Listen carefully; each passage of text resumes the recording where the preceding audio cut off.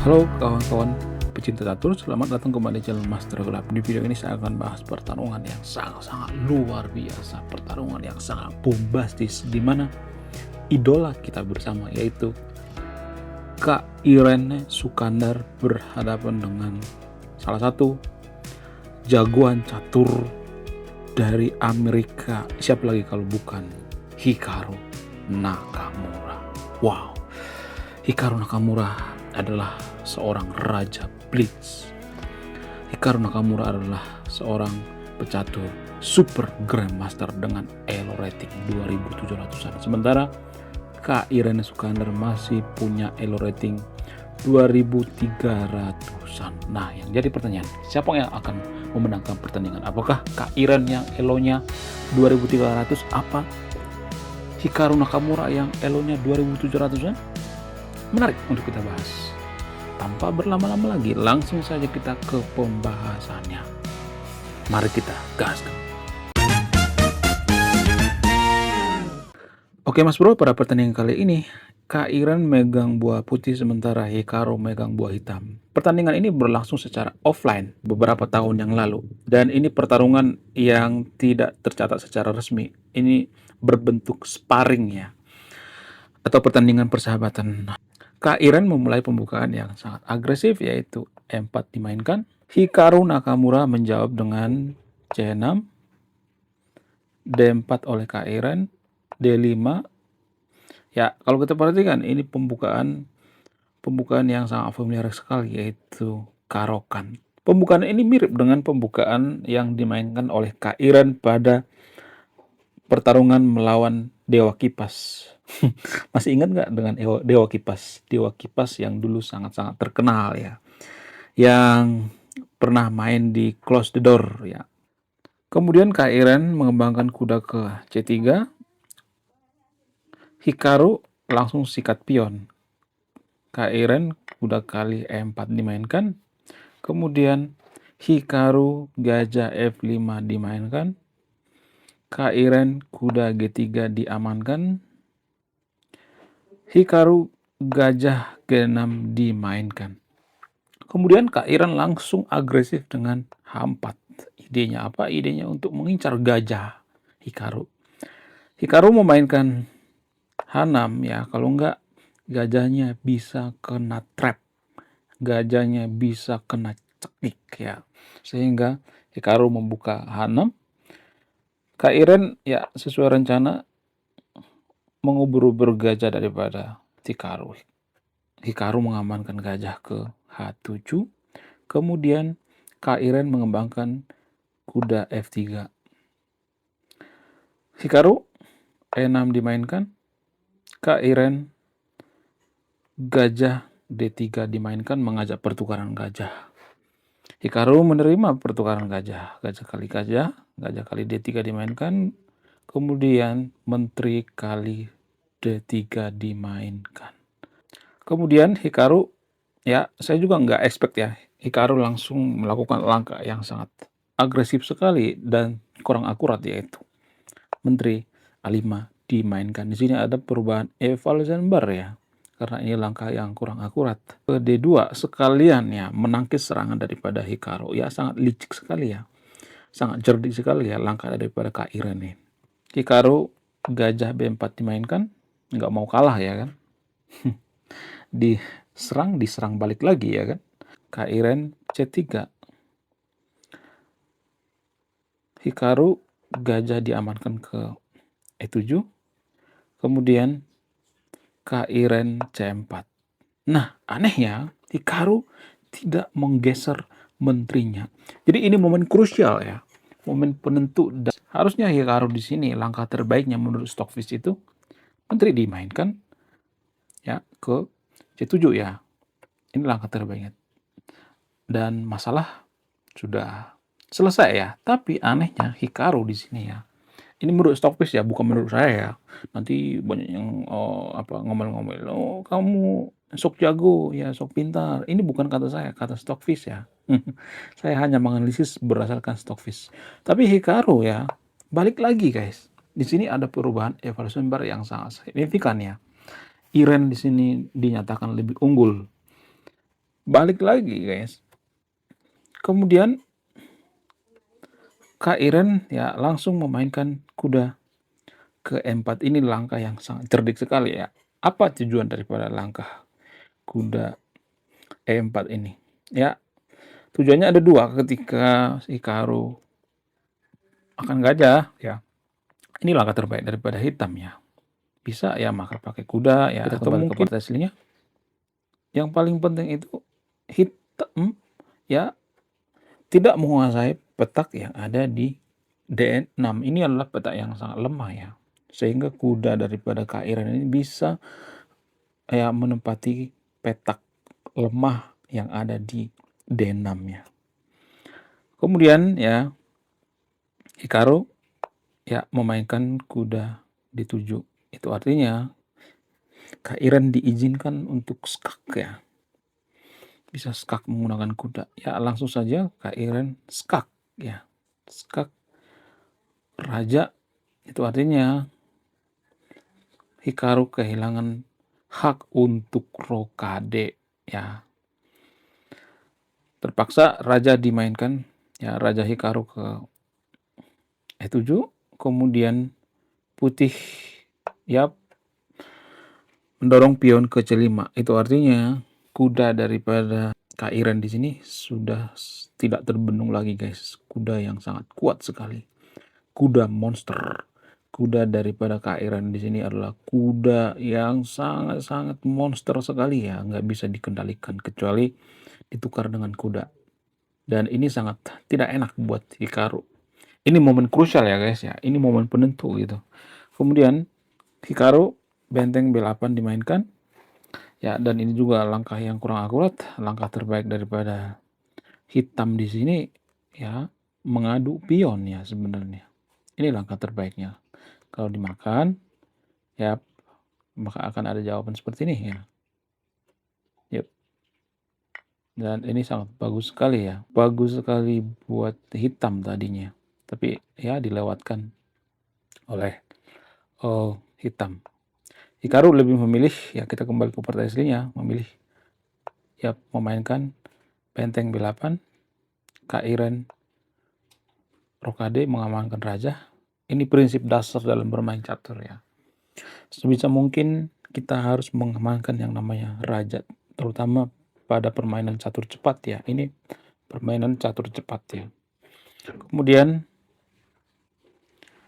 Hikaru ya langsung sikat gajah kali D2 dimainkan. Kak Iren kuda kali D2. Kemudian Hikaru kuda G6 dimainkan. Ya, sudah telat ya perkembangan daripada kuda. Ya, harus dari tadi kudanya dimainkan. Kemudian Kak Iren ya memainkan kuda ya ke C4 dimainkan. Sekalian mengusir menteri ya. Menteri diamankan ke C7 ya. Kemudian Kak Iren benteng A1 dimainkan. Idenya untuk pining raja. Ya. Apa ide daripada benteng ini? Idenya bisa dengan ya suatu saat kuda Kak Iren yang ada di C4 ini bisa berpindah ke F5 ya. Ini sangat bagus sekali ya buat apa? Buat putih ya. Kemudian hitam B5 dimainkan mengusir kuda. Namun Kak Iren lebih memilih memainkan menteri ketiga dimainkan. Apakah ini gratis? Enggak ya. Kenapa? Karena kalau misalnya kudanya dimakan maka akan ada jawaban seperti ini ya, yaitu menteri dimainkan ke G7 ya, menteri kali G7. Kalau misalnya pionnya dukung oleh benteng HF8 maka akan ada ya buangan ya seperti ini, yaitu benteng kali E6 skak. Dan ini sangat susah sekali ya, suseng ya. Ya, kuda akan disikat, nggak mungkin dimakan kembali ya, karena ini ini akan terjadi ya ketika Hikaru makan kuda. Makanya Hikaru nggak makan kuda. Kita kembali ke partai aslinya. Pada partai aslinya Hikaru lebih memainkan atau mengamankan raja ke F8, Kemudian Kairen kuda E5 dimainkan, mengajak pertukaran kuda. Hikaru menerima kuda kali kuda dimainkan, kuda kali E5. Yap, Kairen benteng kali E5 dimainkan. Hikaru benteng 8, Kairen benteng F1 dimainkan, double benteng. Kemudian Hikaru kuda E8 dimainkan, mengajak pertukaran kuda karena kudanya sangat mengganggu ya, kuda Iren ini. Kemudian Kairen ya menolak pertukaran kuda. Ya, apakah ini kudanya gratis? Enggak. Kalau misalnya dimakan ya, maka akan ada jawaban seperti ini ya. Yap, ini yang terjadi ya. Makan, dan ini sangat unggul ya buat putih ya. Makanya kita kembali ke pertanyaan sini ya. Di sini banyak trik ya, langkah-langkah trik ya. Hikaru tidak makan pion guys ya. Hikaru lebih memainkan menteri ke D7 ya, biar kudanya bisa dimakan. Kemudian Kairen memainkan kuda ke E3 ya. Kenapa Kairen mempertahankan kuda? Karena kudanya ini sangat bagus sekali ya. Kuda aktif ya, sehingga dia tidak mau menukarkan kudanya. Kemudian hitam kuda F6 dimainkan, Kairen kuda C2, hitam benteng G8 dimainkan, Kairen menteri F3, A5 oleh hitam, A3 oleh putih, Raja E7 oleh Hikaru, Kairen kuda E3 dimainkan, G6 mengajak pertukaran pion. Ya, langsung saja pionnya disikat. H kali G6 dimainkan, kemudian benteng kali G6 oleh Hikaru. Kemudian sesuai rencana Kairen kuda F5 dimainkan. Idenya apa? Idenya untuk menempatkan kuda kembali ke petak D6, dan ini sangat mengganggu sekali buat hitam. Hikaru mengamankan raja ke F8, Kairen kuda D6 dimainkan, raja G7 dimainkan, menteri H3, benteng H8 dimainkan oleh Hikaru, benteng 1 E3 dimainkan, kemudian Hikaru kuda G4 dimainkan, Kairen benteng F3. Ya, ini ada garpuan ya, ada garpuan, tapi Kairen nggak takut ya. Karena apa? Karena di sini ada posisi yang sangat berbahaya sekali guys ya. Hikaru ya tidak makan benteng. Kalau bentengnya dimakan, maka akan ada jawaban seperti ini ya. Dan ini sangat-sangat susah ya buat Hikaru ya. Kuda Iren ini sangat kuat sekali ya. Jadi dia tidak menukarkan kuda dengan benteng ya. Kemudian ya Hikaru lebih memilih memainkan F5. Ya, Iren menarik benteng ke E1 ya. Kemudian Hikaru H5 dimainkan, Kairen menteri H4, menteri D8 mengajak pertukaran menteri oleh Hikaru, dan Kairen menolak ya. Kairen lebih memainkan langkah trik di sini, dan ini juga ya di luar ekspektasi saya gitu ya. Dalam waktu yang sudah kritis, Kairen bisa menemukan langkah yang spektakuler, yaitu kuda dimainkan ke ya kuda kali F5, skak, boom, dan Hikaru di sini terkejut. Hah? Kok bisa ada langkah seperti itu? Langkah brilian sekali. Ya, ini adalah langkah yang sangat brilian sekali guys. Wow, wow, wow. Luar biasa. Kemudian Hikaru pion kali kuda terpaksa dimakan ya. Kalau nggak dimakan itu berbahaya sekali guys. Kairen menutup ya. Menutup sambil skak ya. Menutup dengan benteng E7 skak. Hikaru raja G8. Kemudian Kairen memainkan benteng kali F5. Ya, di sini posisi kembali seimbang ya. Evaluator mengatakan mereka seimbang. Namun ya ada pembeda di sini. harusnya langkah terbaik daripada hitam di sini yaitu ya menurut Stockfish benteng ke-7. Namun Hikaru ya, kita kembali ke part aslinya, Hikaru lebih memainkan benteng H7 dan ini langkah blunder sekali. Karena apa? Karena ada buangan ya. Buangan benteng G7 skak ya dibuang dulu ya. Karena posisi skak harus diladeni. Kemudian ya benteng terpaksa dimakan. Kak Iren sikat menteri yang sangat lezat sekali, yaitu menteri kali 8 skak. Raja H7 diamankan. Kemudian Kak Iren benteng F8. Hikaru benteng E6. Benteng H8 oleh Kak Iren ya, skak ya. Raja dimainkan ke G6. Kemudian G3 dimainkan. Benteng E1 oleh Hikaru. Raja G2. Benteng E2 dimainkan oleh Hikaru. Menteri D6 skak oleh Kak Iren. Kuda F6 ditutup oleh Hikaru. Kak Iren benteng F8 dimainkan. Ya, terpaksa ditutup menggunakan benteng F7. Kalau nggak ditutup bahaya sekali. Benteng kali benteng dimainkan. Kemudian raja kali F7. Dan kemudian Kak Iren ya langsung sikat pion karena sudah finishing ya. Kak Iren berusaha mempertahankan kelebihan daripada pion dan berusaha untuk menyekolahkan pion Iren yang ada di C5 dan D4 ya. Hikaru ya langsung sikat benteng kali B2. Kak Iren menteri B7 skak.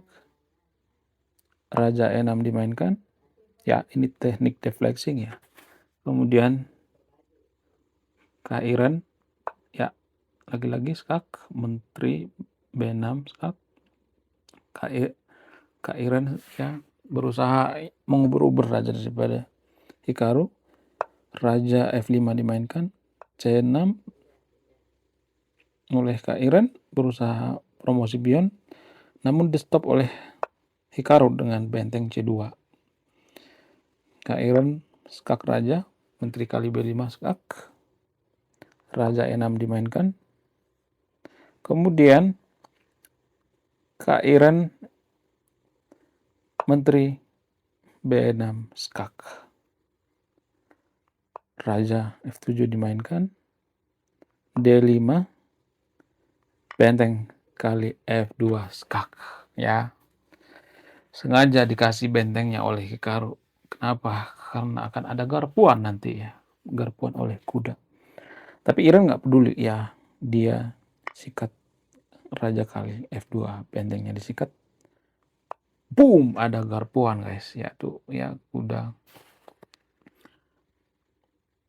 dimainkan ke game paskak. Ini ada garpuan. Tapi walaupun ada garpuan tetap saja ya. Pion daripada putih tidak terbendung ya. Dan permainan berakhir. Pemenangnya adalah Kak Iren. Saya juga nggak expect ya Kak Iren yang menang. Apakah pada posisi ini Kak Iren melakukan langkah-langkah yang sangat spektakuler? Coba tulis di kolom komentar. Luar biasa ya Kak Iren bisa memenangkan pertarungan melawan Super Grandmaster sekelas Hikaru Nakamura. Hikaru Nakamura itu pecatur nomor 2 di dunia guys. Bukan kaleng-kaleng. Wow, luar biasa. Oke, sekian video ini. Terima kasih sudah menyimak dan memahami. Saya Master Grab, salam satu papan, salam satu hobi. Bye-bye.